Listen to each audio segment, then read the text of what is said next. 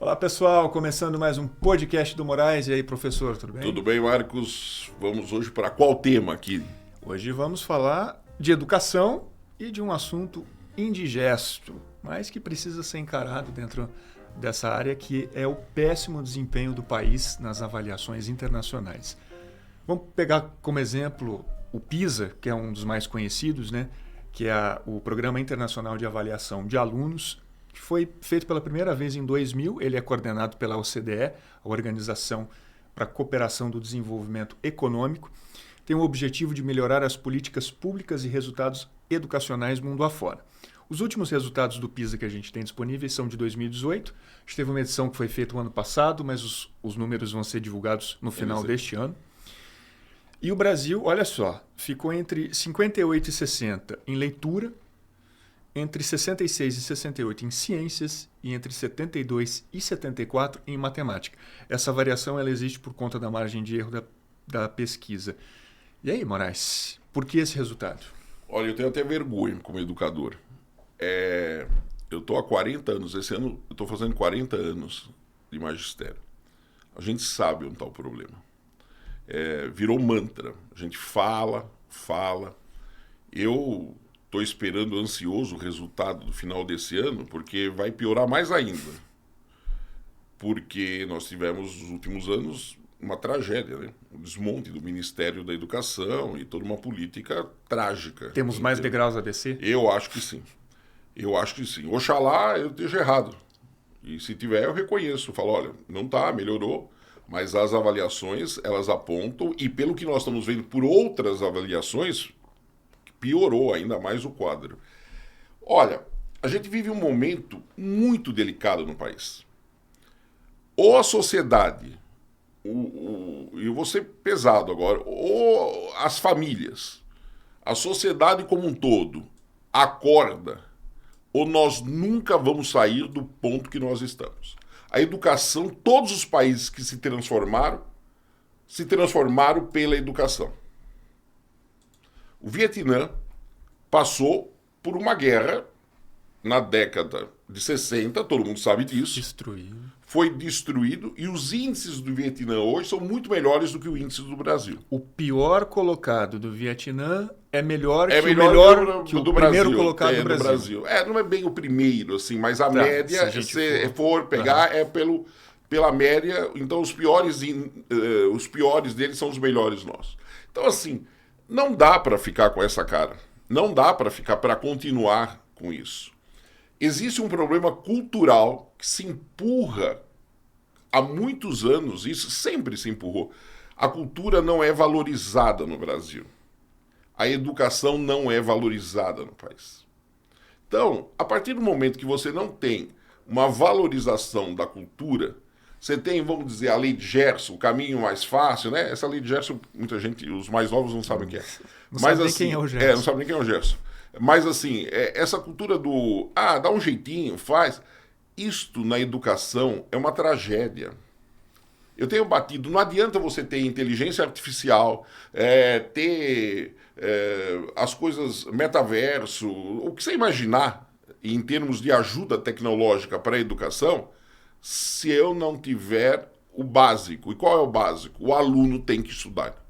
Ponto. Esse é o grande problema que nós temos hoje.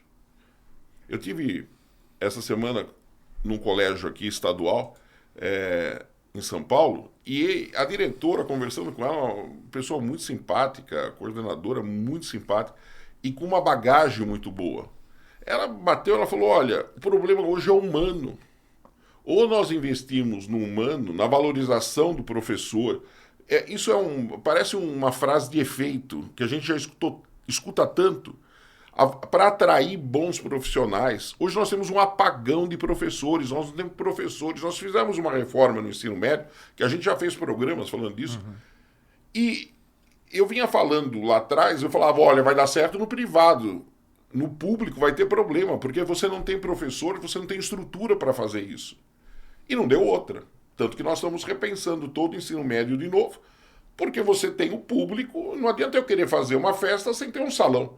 sem ter pessoas. Você precisa ter a estrutura para poder fazer a festa. O ensino médio foi pensado para se tirar algumas disciplinas, reduzir algumas cargas Precisa ser mudado. Para ter disciplinas optativas, só que essas optativas não tem professor. Não tem professor. Você tem hoje e mesmo das matérias tradicionais, você não tem professor hoje.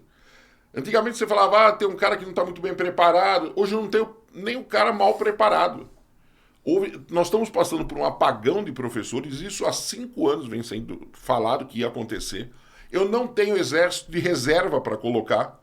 Então as pessoas estão se aposentando, estão ficando mais velhas, estão falecendo. E eu não tenho quem pôr no lugar. Então, e você tem hoje uma formação muito ruim dos professores, assim, mas muito ruim. Não é culpa deles. Os que estão aí, eu queria dar os parabéns a você, professor. Eu sou professor e tenho muito orgulho, eu sempre falo disso, de ser professor. Vocês são heróis, porque tudo joga contra permanentemente. A carga de trabalho que se jogou nas costas dos professores com os projetos nas escolas é gigantesca. O professor ele não tem tempo de estudar. Você não dá uma aula sem preparar a aula. Ou você vai lá e faz uma enganação. Você engana os alunos que você está ensinando, eles enganam que estão aprendendo, todo mundo vai feliz, casa. Eu dou uma nota, a escola engana os pais que o aluno tirou uma boa nota, é tudo mentira. Então, assim, nós temos que, hoje, fazer uma política, fora organizar tudo de novo, se preparar, né, repensar o ensino médio, estou falando do ensino básico. Todo o processo, nós temos que fazer o quê? Usar as tecnologias, tudo que nós temos a favor. Mas eu tenho que preparar o humano hoje. E essas hoje tecnologias são apoio. Apoio. Agora, tudo isso, eu preciso do apoio da família. A gente tem batido nisso também, porque vem de casa também, que é uma coisa chamada educação e cultura. Se a família não fizer a parte dela, se ela não incentivar o menino não vai estudar. Então, assim, no Brasil, nós temos esse problema. As pessoas não estudam, o aluno não estuda. Se você vai de manhã e assiste aula na escola, vamos dizer assim, vamos pegar um normal aí. O cara vai lá, não integral, o cara vai lá, de manhã ele vai na escola. À tarde ele tem que estudar o que ele aprendeu, o que foi discutido, o que se trabalhou. Você tem que ter todo um comprometimento. Fazer uma revisão. Né? Eu posso ter toda a estrutura que for. Eu posso dar para ele toda a estrutura. Mas se ele não sentar e estudar, não vai acontecer. Eu sempre comparo a natação. Eu posso dar a tecnologia mais moderna que existe, eu posso dar o uniforme que vai evitar o atrito, eu posso usar uma depilação que os pelos do corpo que interferem, eu rapo o cabelo, eu faço tudo, mas eu tenho que nadar. Eu posso dar tudo na educação, mas eu tenho que estudar. E isso é cultural do Brasil. Eu tenho famílias, pontos que trabalham e que valorizam isso, mas a média não valoriza. Então, para que eu vou estudar? Para que eu vou fazer? E se a gente for descendo, Marcos, você vai vendo que o analfabetismo funcional, isso é um problema gravíssimo a gente tem. A gente tem o INAF, que é o Índice de Analfabetismo, o Indicador de Analfabetismo Funcional, que é uma pesquisa do Instituto Paulo Montenegro. Desde 2000 ela começou em 2001, 2002. Ela tem 5 categorias: o analfabeto, rudimentar, o elementar, o intermediário e o proficiente. Se a gente somar o analfabeto e o rudimentar, a gente tem 30%. Se a gente incluir o elementar, a gente chega a um número de 64%. Ou seja, a pessoa que tem dificuldade de interpretar um texto, você pede para escrever uma redação, ela vai ter dificuldade. É tudo consequência desse problema. Consequência básica. Você tem um dado que a gente estava discutindo agora há pouco, antes de começar aqui o programa, que era a leitura. Eu tenho isso. Né? É interessante, toca nesse assunto. Nós tivemos agora, é bom que você saiba disso, nós tivemos uma avaliação de leitura internacional. Então você dá lá o texto, os meninos, os alunos, eles têm que ler. Fala qual é o resultado. É o Estudo Internacional de Leitura, a sigla é desenvolvido pela Associação Internacional para a avaliação de conquistas educacionais. Conduziu análises com crianças do 4º ano de ensino fundamental em 57 países. O levantamento foi divulgado agora em maio. A pesquisa estabelece uma pontuação de referência de 500 pontos, que representa a média de todos os países combinados. Os alunos do Brasil tiveram uma média de 419 pontos. Isso deixou o país na posição número 52. 52 entre 57. À frente de poucas nações, como Irã, Egito e Jordânia. O Brasil ficou atrás de Albânia, Cazaquistão, Azerbaijão, Uzbequistão e Kosovo. Olha, eu não tenho nem o que falar. No topo da lista, Singapura, Irlanda, Hong Kong e Rússia. Então, não tem nem o que falar. Traduz um modelo de sociedade que a gente tem. Não há uma valorização. E a leitura, que é a base de tudo, né? A leitura. Tem que ler. Então, o cara não consegue ler, ele não consegue interpretar, ele não consegue escrever. O cara não consegue ler um manual. No Brasil, sabe que o pessoal da indústria que produz manual, tal, tudo bem que tem uns manuais aí que são porre, né? Mas assim, teve uns colegas meus que foram chamados pela indústria automobilística para ajudar na elaboração do manual de uma maneira mais didática. As pessoas não conseguem entender aquilo. As notícias, no G1, uma notícia, agora eles começam a notícia e de repente lá na metade, o que você precisa entender? Aconteceu isso, o resultado foi isso, eles colocam didaticamente para a pessoa ler aquilo. Para poder entender. Para poder entender. Isso é vergonhoso. É vergonhoso. Assim, e aí eu penso numa sociedade. O Brasil quer, né? O Brasil, o país do amanhã, o país do futuro. Tá bom. Tecnologia é uma palavra-chave. Como é que eu faço tecnologicamente um país sem educação? Porque se eu não tenho educação, agora vamos fazer o efeito cascata. Eu não tenho bons profissionais formados na universidade, porque eu tenho uma deficiência gigantesca. Se eu não tenho bons profissionais formados na universidade ou nos cursos técnicos, eu não tenho bons profissionais. Consequentemente, eu não consigo desenvolver ciência, eu não consigo desenvolver tecnologia. Operar no Brasil, você sabe que há muitos anos atrás, eu dei aula para um aluno que ele era dono de uma grande gráfica. E tem lá, em aula de geografia, a gente trabalha, né, falando trabalho, falando da realidade, mostrando, né, esses problemas das indústrias. E ele falou assim: professor, meu pai foi por uma feira na Alemanha e se empolgou com uma máquina que era fantástica. Ele falou: você coloca todo o material na máquina lá e o livro sai pronto no final. A grosso modo, assim. Uhum. O livro sai pronto no final. Ele falou: há 3 anos a máquina está encostado no galpão, coberto, porque não tem quem opere. Então nós tivemos que ter... Ele falou: meu pai está trazendo agora engenheiros da Suécia, a máquina era sueca, para trabalhar, para poder ensinar as pessoas como operar aquilo. Mas ele falou: não é uma operação técnica complicada. Ele falou: as pessoas não conseguem fazer. Isso é geral, você conversa com qualquer profissional, e hoje de qualquer área, as pessoas não estão preparadas. E pior, acham que estão. Chegam lá vomitando conhecimento que está tudo errado que falam. E com as redes sociais, esse povo, vamos dizer assim, resolveu falar. E aí você fica assustado com as alucinações que falam por aí. Então, assim, louco tem em qualquer lugar do mundo. Mas nós estamos, por falta de cultura, por falta de base, você tem uma quantidade de loucos hoje divulgando informações completamente falsas. Tipo a vacina, um chip. O pessoal, né? Antena de 5G. Exatamente. É um pessoal que vive em um universo paralelo. Agora, isto sempre teve. Isso é uma coisa que precisa deixar bem claro. Esses loucos de plantão sempre existiram por aí. Só que as redes potencializaram e tal, mas aí você começa a olhar a falta de cultura das pessoas. Então, assim, as pessoas não sabem coisas elementares. Se você sair por aí, eu vou falar com um professor de geografia, pegar um aluno que saiu do Fundamental 2, entrou no ensino médio. Eu tenho certeza, porque eu já fiz isso várias vezes. Pega um mapa do Brasil, o que a gente faz no Fundamental 1. Coloca o mapa com os estados e fala assim, ó, identifica os estados do Brasil. Aponta aí. Aponta. O cara não consegue. Se você falar de capital, de estado, olha, eu estou falando as coisas mais elementares possíveis. Isso faz parte do dia a dia das pessoas. O cara não conhece o país que ele mora. Ele não conhece os estados. Você tem vontade de sentar e chorar a hora que as pessoas falam e fazem isso.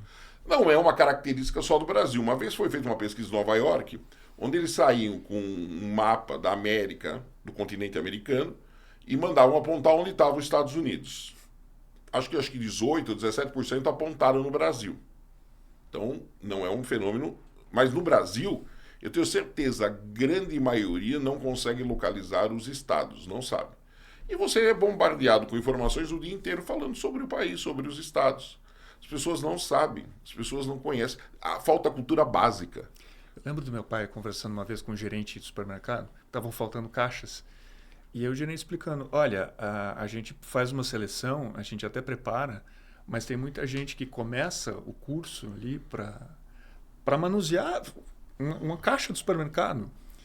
Aquela máquina registradora e tal, era um tempo que estava começando a modernizar ainda mais, elas não conseguiam acompanhar e desistiam.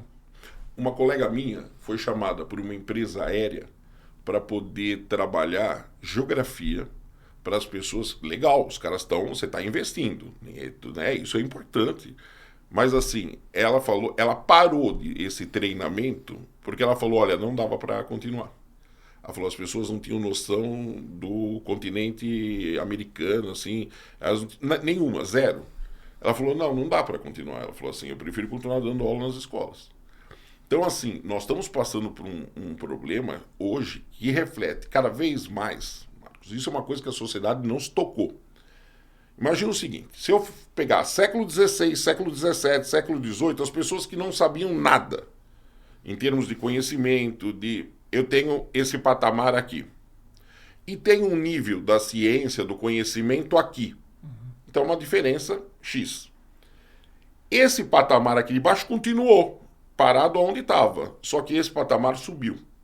Então, hoje, você tem um vácuo enorme entre o conhecimento geral das pessoas e o topo da ciência, onde ela está. Eu não quero que todo mundo discuta a física quântica.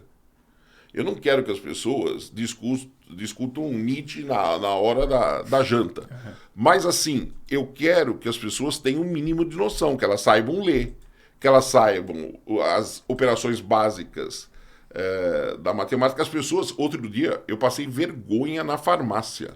Eu paguei em dinheiro. A menina não conseguiu fazer o troco. Quanto que era? Era uma quantidade assim significativa. Eram R$96. Eu dei uma nota de 100. Ela se atrapalhou para me dar o troco. Para dar R$4. R$4. Ela teve que fazer na máquina. Ela colocou 100, colocou os nomes para poder ter essa noção. Então, assim, nós temos um problema hoje gravíssimo no país. É o comprometimento com a educação. Ou esse país assume isso de vez, falando, olha, nós vamos investir pesadamente, e não é jogar, porque se joga muito dinheiro no lixo com a educação. Então, não adianta eu ter uma lousa toda moderna, um equipamento todo avançado e não tenho quem opere esse. Aquela charge que você falou da professora. Exatamente. Então, é bom que as famílias tenham noção disso. E eu tenho patamares, ilhas. Você tem ilhas de excelência ainda em educação, só que custa caro. São ilhas de excelência, geralmente ligadas ao setor privado. O setor público continua carregando as universidades básicas principais, são públicas. Né? Você tem, olha que loucura, no ensino básico, as melhores avaliações tá na mão do privado. Já no setor universitário, as melhores avaliações estão no público. Porque é o aluno do privado que vai para o público. Há uma troca. Enquanto que o aluno do público, da escola pública, no ensino básico, acaba indo para o privado no ensino universitário. Não passa no gargalo do não passa no gargalo. Então você começa a ter Mas assim, o problema é escancarado. A gente sabe. Eu volto a falar uma coisa que eu já gravei, tem até numa das publicações minhas, né? A fala do professor Celso Furtado, já falecido, economista, ministro, foi ministro algumas vezes do governo, dos governos passados. E o Celso Furtado foi no IBGE, ele deixou todo mundo constrangido. Ele falou: olha, no Brasil todo mundo sabe tudo. Todo mundo sabe todos os problemas, todos eles estão levantados e mapeados. Todo mundo fica indignado. E depois todo mundo vai para sua casa. E parou o discurso dele. E ninguém faz nada. Essa que é a grande realidade. Mas aí não é assim, a culpa é do governo X. É da sociedade. Porque as famílias não assumiram isto. Seus filhos, se nós quisermos um país melhor, nós vamos ter que investir em educação e cultura, para que essas pessoas possam responder às necessidades do século XXI. Ou vamos continuar sendo o quê? Capitanias hereditárias, onde a economia está montada em cima de engenhos. Essa que é a grande verdade. Não estou criticando o agro, mas é a base da economia do país. Se você olhar, é a mesma base que nós tínhamos no século XVI, não mudou nada. Então, e hoje o agro precisa de tecnologia e não tem mão de obra, não tem quem opere as colhedeiras, por exemplo, que são com computadores, que são altamente mecanizados. Hoje você começa a ter esse gargalo também. Mas aí você olha, e não é por maldade, as pessoas não estão acostumadas, as pessoas já vêm com uma história dessa. Para que eu vou estudar? Para que eu vou fazer isso? Não tem interesse. Agora dá para ser influência. Então, você pode ser influencer, você pode falar. A gente vê pelas redes a quantidade de loucuras que as pessoas falam, né? A quantidade de coisas, de falso conhecimento que se fala. E as pessoas falando, né? Montando em cima. Você fala, bom, mas você está falando isso com base em quê? Então, assim, isso leva a um comprometimento do bom senso das pessoas. Então, hoje a gente passa um problema na educação seríssimo. E as avaliações internacionais estão mostrando isso.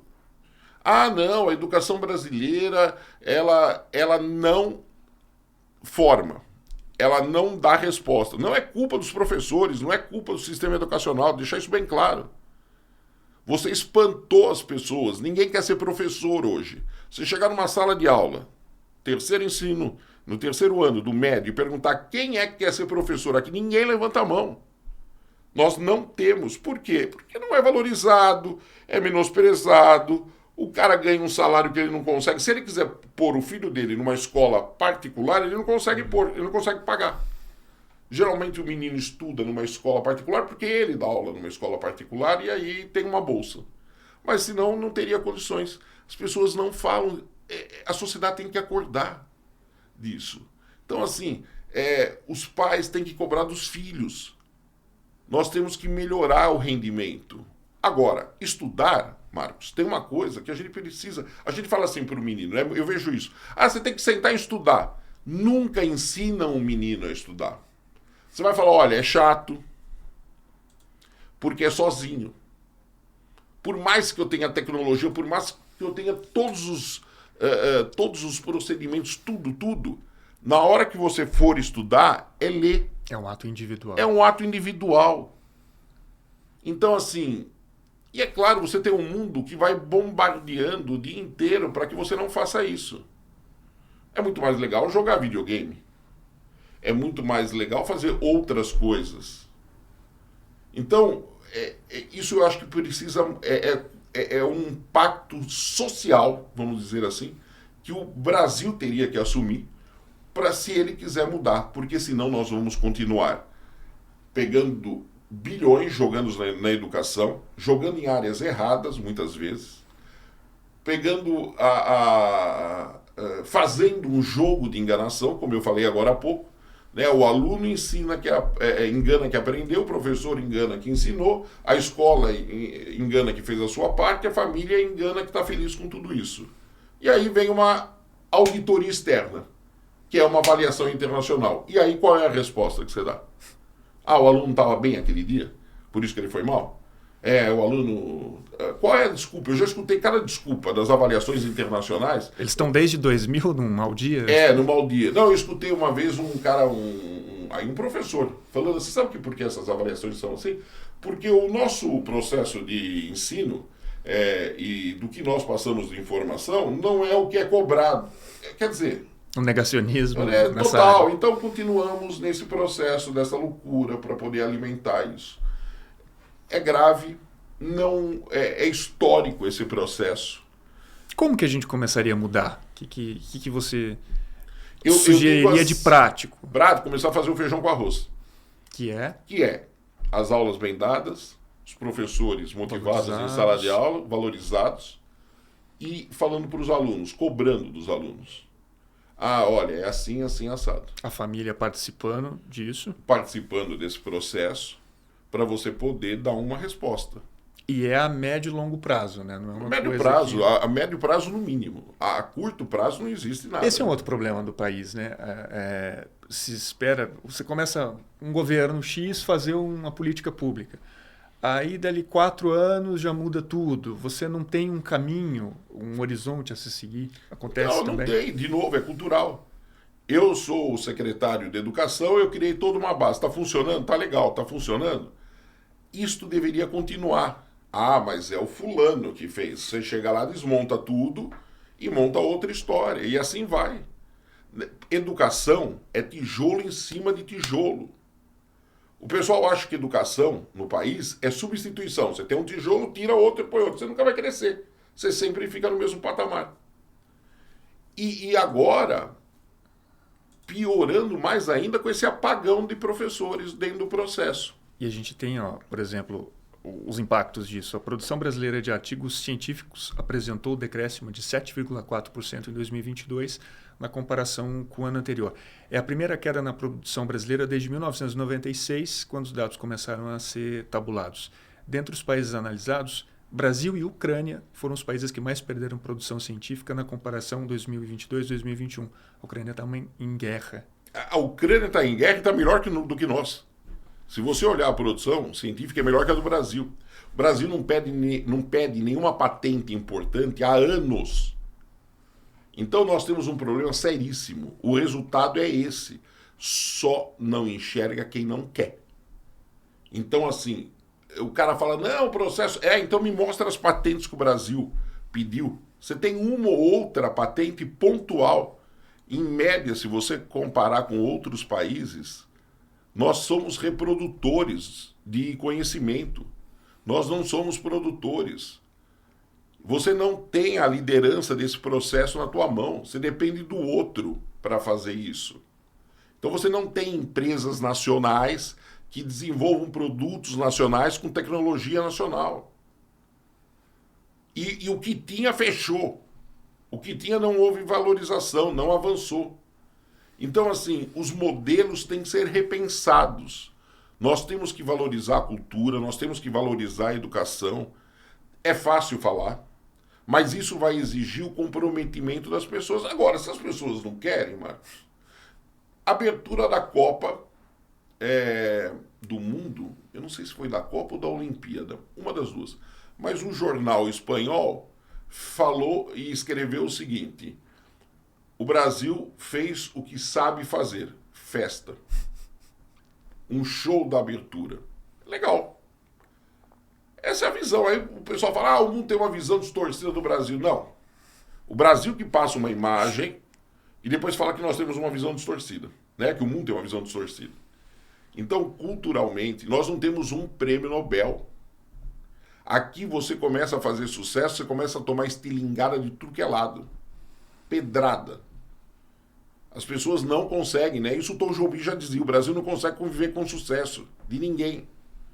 Ao contrário, cara, você escreve um livro, ninguém chega e fala assim, olha, legal, eu posso não gostar do livro, todo mundo vai criticar.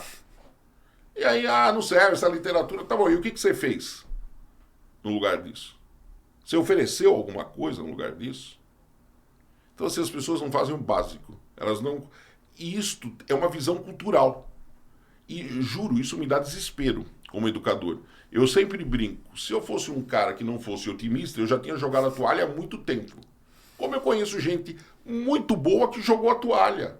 Falou, eu não vou mais levar, não dá, não tem solução isso daqui. As pessoas não querem. Mas eu insisto. Vários colegas meus insistem. Por isso que eu falo, eu sou professor, por opção. Eu tenho orgulho do que eu sou. Eu tenho orgulho de ser chamado... Ontem visitei algumas escolas, aqui 10 escolas visitei.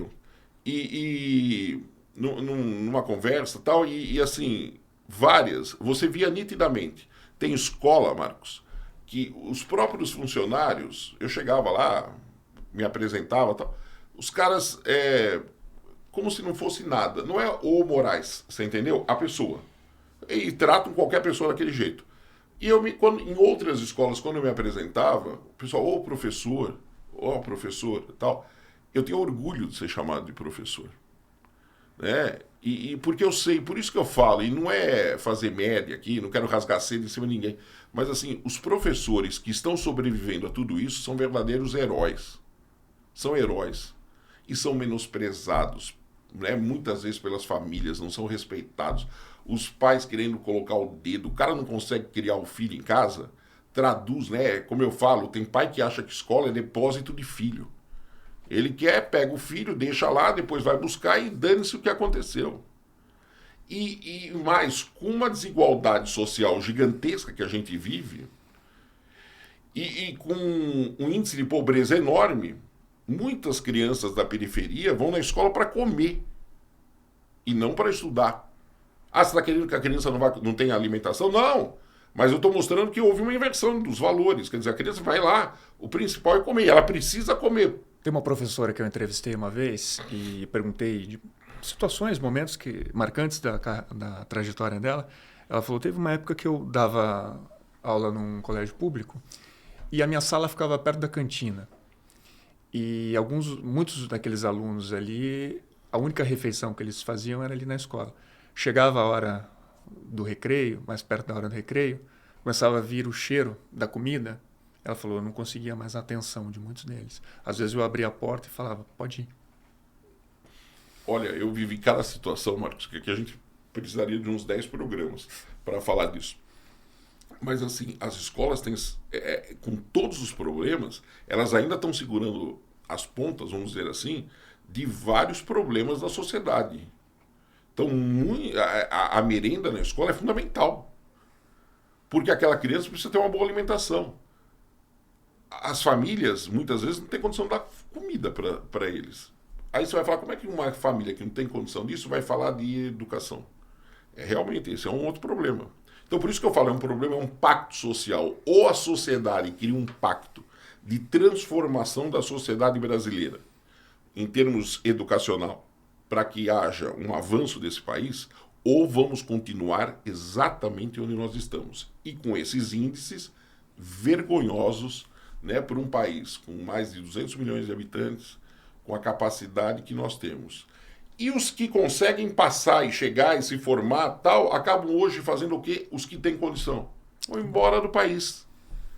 Vão trabalhar em outro país. Você prepara todo cara aqui e o cara vai embora. Ah, proíbe. Não, ninguém vai proibir ninguém. O cara tem que sobreviver. O cara quer a realização dele. Fazer ciência no país hoje, dá vontade de sentar e chorar.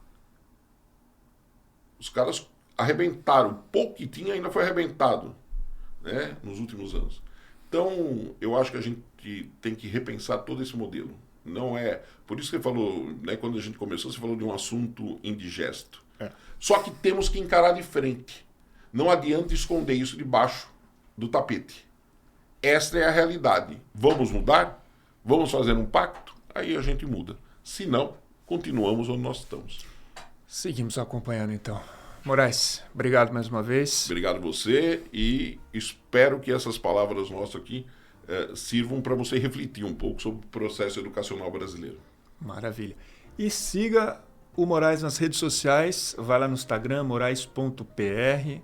A partir de lá tem todos os caminhos para Facebook, TikTok, LinkedIn. Tem todo, né, dentro da bio, você tem todo o detalhamento lá, a gente tem todas as redes que nós estamos. Nós estamos em todas as redes. E pode seguir também a Carijó Filmes, dos nossos amigos Zé Souza, @Carijó Filmes no Instagram. esse espaço É maravilhoso. um espaço maravilhoso aqui que o Zé está nos proporcionando, né, para que a gente grave e novidades vêm aí. O próximo você vai ter uma novidade bem legal. Maravilha. Até a próxima, Moraes. Até a próxima, Marcos. Valeu, pessoal. Até a próxima.